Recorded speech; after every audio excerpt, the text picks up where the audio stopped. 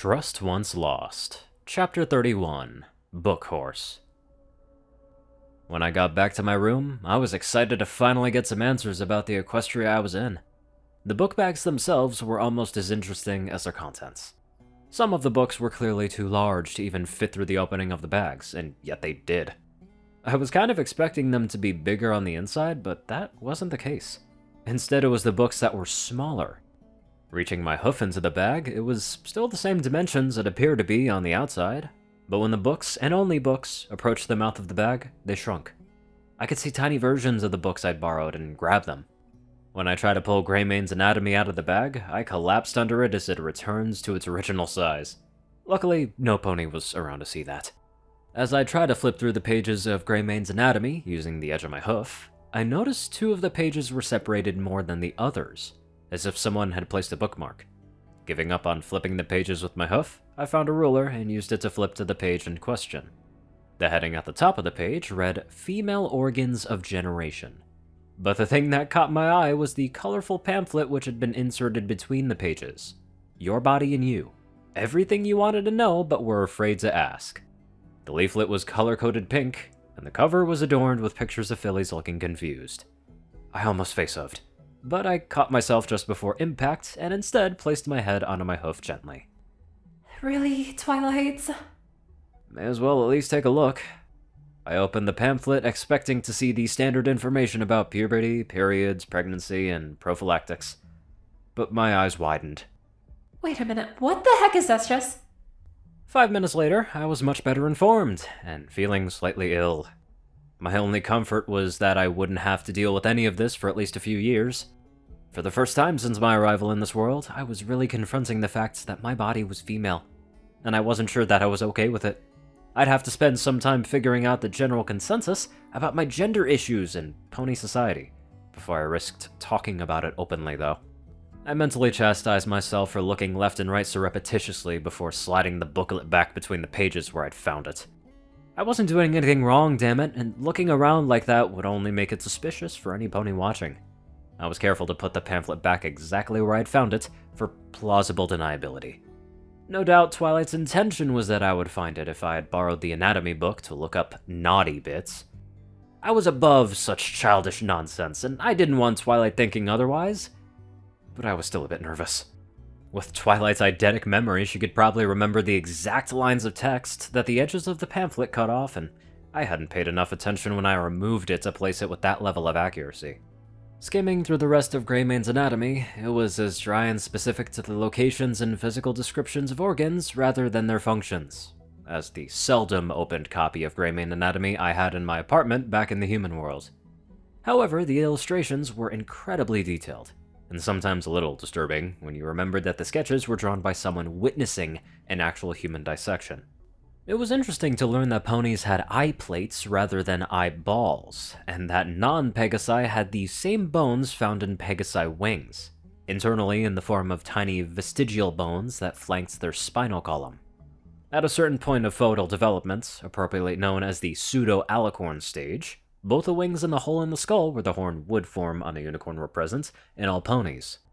These and innumerable other facts I was able to extract from the dense paragraphs of texts were strands of spaghetti thrown against the refrigerator that was my mind. Frustratingly, I couldn't take notes. I could make letters on a page, but the amount of time it took to ensure they were legible reduced my writing speed to only a few characters per minute, and they still looked like they were drawn by a 5-year-old. The taste of wood and graphite in my mouth didn't help either. I'd seen other ponies writing with their mouths, so there must be something to it. Making the decision easier was the fact I couldn't hold a pencil in my hoof, and keeping it steady while I pressed it against the paper. I tore a piece of lined notebook paper Applejack had given me into vaguely rectangular pieces to use as bookmarks, and with great effort, wrote a number on each one. Then I started writing acronyms on a second page. I didn't bother numbering them. I just put one on each line so the line number was the exact same as the bookmark number it corresponded to. I read the section of text that contained the part I wanted to remember, put it in my own words, and recited them out loud. Then I wrote out an acronym for the keywords in the section, closed the book, and said it again while looking at the acronym. Concepts that were linked got arrows that pointed from one acronym to another. Soon enough, the paper was a complete mess of seemingly random letters and connecting arrows that it would take a codebreaker to decipher. I felt like I was back in college again. The good part, where I could study new subjects, that first rush of excitement when everything starts to click, and you're making connections to information you already know. In my youth, I had read everything I could get my hands on. It was my dream to know everything. A childish dream. Inevitably, I hit a wall. There was too much knowledge in the world for any one person to know, and the higher levels of each field were frustratingly unintuitive and esoteric. Now, though, I had entirely new fields to study, and I could enjoy the excitement of discovery all over again. I wrote the letter A at the top of the page and underlined it. Alright, enough anatomy for now. I'd go back tomorrow and see how much I could remember before flipping back to my bookmarks to reread the relevant sections.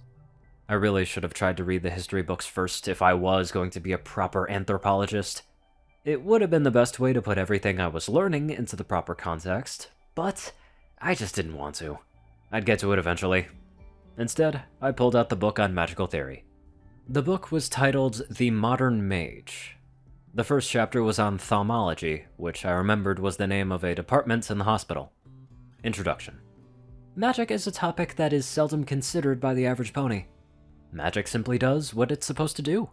A pony needn't think about how the magic they use in everyday life is channeled any more than they need to understand the structure of their legs in order to walk. But just as athletes benefit from an understanding of their physiology, a mage will be better able to hone their craft when they have an understanding of thaumaturgy. Mana pool. A pony's mana pool is not a physical organ. There's an area in the center of the chest with a greater density of thaumic pathways, which gives the perception that mana is pulled from the chest. But in fact, mana is stored throughout the body. Mana pool is a measure of a pony's ability to store magic. A pony's mana pool naturally expands as they grow to adulthood, but it cannot be trained.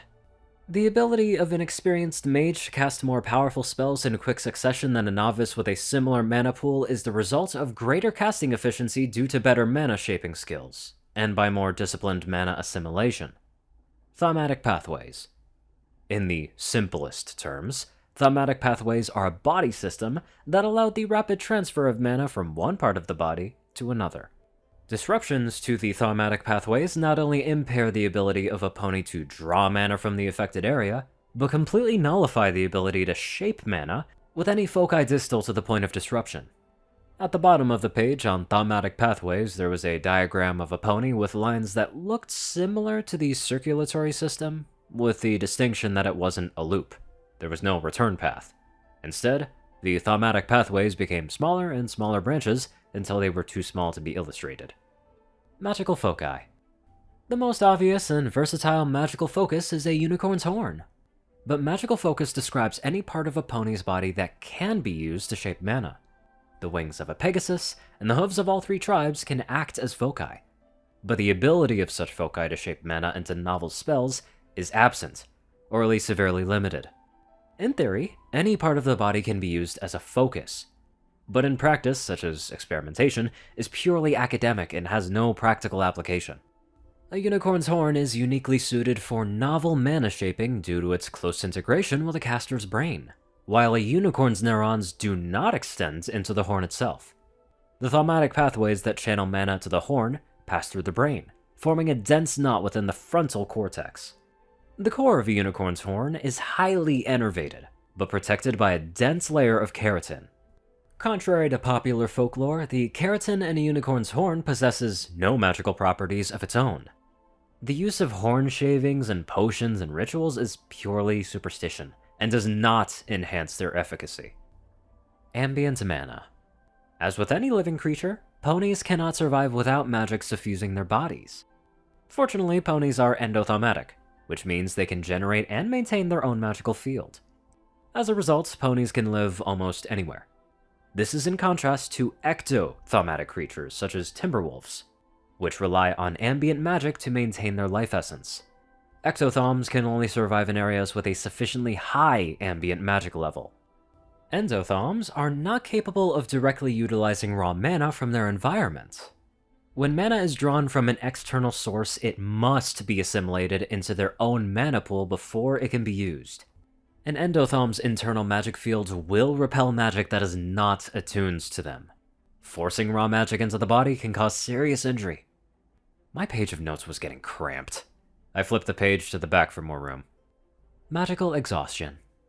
Under normal circumstances, pain and fatigue prevent a pony from draining their mana pool below the level necessary to maintain their vital bodily functions. The fatigue ponies feel when approaching this level is often colloquially referred to as magical exhaustion. In medical terms, this is not accurate. For the purpose of clarity, actual magical exhaustion will be referred to hereafter as clinical magical exhaustion. CME is debilitating, and in extreme cases it can result in permanent injury or death. The risks of CME can be greatly increased by the use of certain illicit and prescription drugs. If you are taking any medications, a physician should be consulted before engaging in high-yield casting exercises. The biological mechanism by which CME causes harm differs depending on location. In a high magical environment, reducing a pony's internal magic pressure below ambient results in raw magic being involuntarily drawn into their body, leading to acute mana poisoning. In a low magical environment, a pony's biological functions will begin to fail, as there is insufficient magic to maintain cellular respiration. CME may also be a symptom of several rare medical conditions, but that is outside the scope of this text. If you believe you or some pony else may be experiencing CME, emergency medical care should be sought immediately. A knock at the door dragged me out of the intense focus. What I was just thinking about, it was important, but... I closed my eyes and tried to reconstruct my train of thought, but it slipped away, and now all I could think about was why someone was interrupting me. Applejack was standing in the doorway, with a kind look on her face, and I felt a little bad for being cross with her. Did you need some help? I asked. Applejack chuckled. I'm fine, Sweetie. She said. But y'all need to be getting off to bed. It's a school night. But I don't go to school. Maybe not, but you still need your sleep. I almost protested that I wasn't tired, but I had to stifle a yawn at the mere mention of sleep. So I figured there was no point in denying the obvious. Your books will still be here in the morning. The weight of my head on the pillow confirms that I was indeed very tired. It had been a long day, but for the first time since I arrived in Equestria, I was eager for tomorrow. I wonder if books are kind of like an equivalent to video games over there. Probably not, though, now that I think about it. Anywho, let's get on to our fun donators. Top donators are 630, BadassWaffle, Only One Thing, Ceru, Orion, IronSky, and Jessie Smith. Magic9, JockeTF, Darkside, Rayden, Narwhals, Blackmoonheart, Pastel Sky, Sauce, and Rollins, Stu, Hexor, Brother Mordred, Omicron, Lyra, Runes, 9852, Will, Chris, Twinkie, Brysol, Shadowman, Luigi, 88, Chance, Crest, Big Smoke, 369, Bob, PGG of Murder Princess, and many more amazing people. Thank you all so much for watching this video, and love life to the fullest.